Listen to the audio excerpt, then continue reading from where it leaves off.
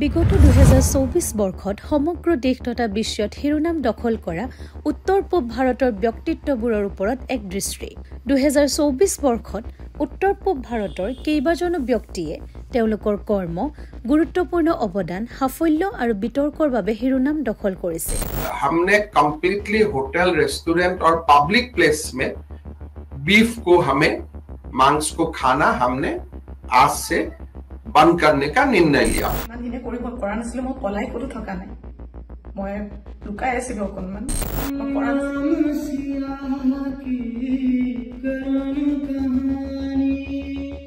হিমন্ত বিশ্ব শৰ্মা অসমৰ মুখ্যমন্ত্ৰী হিমন্ত বিশ্ব শৰ্মাই ৰাজ্যজুৰি হোটেল ৰেষ্টুৰেণ্ট আৰু ৰাজহুৱা স্থানত গোমাংস পৰিবেশন আৰু সেৱন নিষিদ্ধ কৰাৰ এক গুৰুত্বপূৰ্ণ সিদ্ধান্ত গ্ৰহণ কৰি অসম তথা সমগ্ৰ দেশতে বাতৰিৰ শিৰোনাম দখল কৰিছে हमने कंप्लीटली होटल रेस्टोरेंट और पब्लिक प्लेस में बीफ को हमें कंजम्पशन ऑफ बीफ मांस को खाना हमने आज से बंद करने का निर्णय लिया पहले हमारा ये निर्णय था कि मंदिर का 5 किलोमीटर तक लेकिन ये अभी हम पूरा स्टेट में एक्सपांड कर दिया हूं कि कोई भी कम्युनिटी प्लेस में पब्लिक प्लेस में होटल में रेस्टोरेंट में आप इसको खा नहीं पाएगा तो ये हमारा जो हमने शुरू किया था 3 साल आगे इसको आज हम थोड़ा और एक कदम आगे बढ़ा के लेके गए रकीबुल हुसैन এক ঐতিহাসিক নিৰ্বাচনী বিজয়ত কংগ্ৰেছ প্ৰাৰ্থী ৰকিবুল হুছেইনে ধুবুৰী লোকসভা সমষ্টিত AIDUFৰ মুৰব্বী বদৰুদ্দিন আজমলক 10 লাখতকৈ অধিক ভোটৰ অভিলেখ ভংগ কৰি ব্যৱধানত পৰাস্ত কৰে গৌৰৱ গগৈ কংগ্ৰেছ নেতা গৌৰৱ গগৈয়ে যোৰহাট লোকসভা সমষ্টিত এক আশ্চৰ্যজনক বিজয় লাভ কৰি বিজেপিৰ তপন কুমাৰ গগৈক 1.8 লাখতকৈ অধিক ভোটত পৰাস্ত কৰে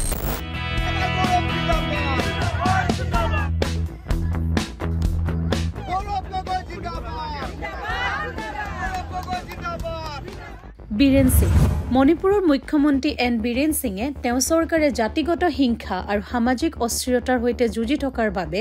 ৰাষ্ট্ৰীয় চৰ্চা লাভ কৰিছিল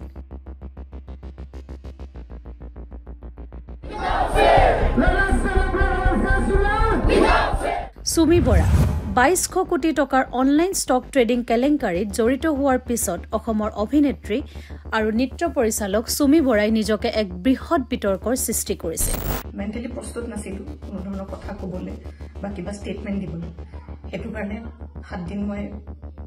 যেনে কটালো কিন্তু এতিয়া জুখতকৈ বহুত বেছি অপপ্ৰচাৰ চলিছে বহুত ধৰণে মোক হাঙুৰ খুৱাইছে বিভিন্ন ক্ষেত্ৰত ন্যায়ালয়ে মোক দুখী কৰা আগতে নিউজ মিডিয়াই মোক দুখী কৰি মোক এতিয়ালৈকে ফাঁচি দিছে মোক অলৰেডি মই দুখী বুলি কথা কৈছে আৰু বহুত ধৰণৰ নিউজ বিভিন্ন ধৰণৰ নিউজ মোৰ কেছটো ট্ৰেডিংৰ ওপৰত আছে কিন্তু এটা কেছটো অকল মোৰ ওপৰত হৈ গ'ল ৰিয়ান পৰাগ ক্ৰিকেটাৰ ৰিয়ান পৰাগে নিজৰ সপোনৰ মাইলৰ খুঁটি অৰ্জন কৰি 2024 চনত ভাৰতীয় ক্ৰিকেট দলৰ হৈ T20 আৰু এদিনীয়া দুইটা ফৰ্মেটতে অভিষেক ঘটায় দেৱজিৎ শইকীয়া অসমৰ বাসিন্দা দেৱজিৎ শইকীয়া জয় শাহৰ পাছত BCCI কাৰ্যকৰী সম্পাদক হিচাপে নিযুক্তি লাভ কৰে এজন প্ৰাক্তন ক্ৰিকেটাৰ আৰু অসমৰ এডভোকেট জেনেৰেল শইকীয়াই ভাৰতীয় ক্ৰিকেটত এক গুৰুত্বপূৰ্ণ প্ৰশাসনিক ভূমিকালৈ উন্নীত হোৱাৰ ফলত তেওঁৰ বহুমুখী সামৰ্থ্য আৰু ক্ৰিয়া শাসনত অৱদানৰ কথা উল্লেখ কৰে আকাশ সাগৰ মেঘালয়ৰ এটা গীৰ্জাৰ ভিতৰত ধৰ্মীয় শ্লোগান দিয়াৰ বাবে তেওঁৰ বিৰুদ্ধে এজাহাৰ দাখিল কৰাৰ পিছত সামাজিক মাধ্যমৰ প্ৰভাৱশালী আকাশ সাগৰে বিতৰ্কৰ সৃষ্টি কৰিছিল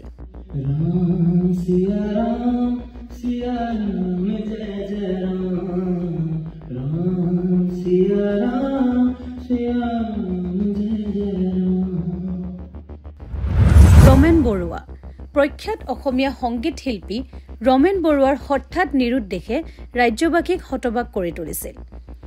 শেষবাৰৰ বাবে গুৱাহাটীৰ ব্ৰহ্মপুত্ৰ নদীৰ পাৰত দেখা পোৱা 84 বছৰীয়া শিল্পীগৰাকীৰ অনুপস্থিতিয়ে এক বৃহৎ অনুসন্ধান অভিযানৰ সূত্ৰপাত ঘটায় এই ব্যক্তিসকলে বিগত 2024 চনত উত্তৰ পূব ভাৰতৰ বিভিন্ন ধৰণে